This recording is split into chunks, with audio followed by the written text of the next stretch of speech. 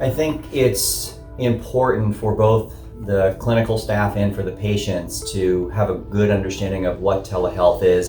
When we're ready to see a patient with telehealth, all that's necessary for them is to have a smartphone available.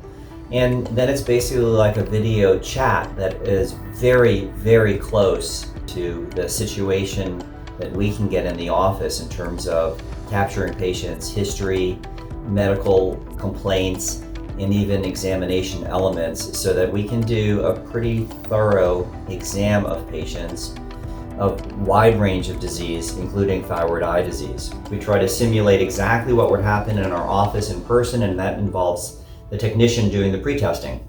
The staff at that point captures the typical review of systems and medical history and then moves on to chief complaint.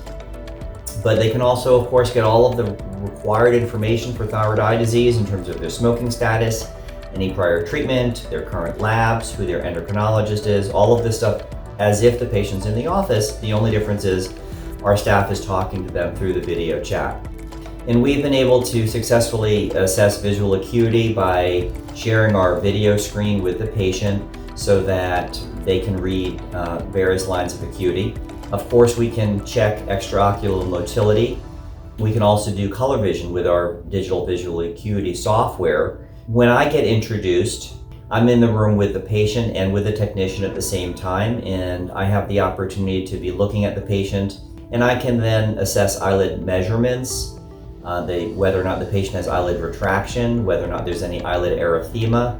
I can even ask the patient to hold the phone close up to their eye so that we can assess for chemosis or any injection of the conjunctiva or caruncular involvement.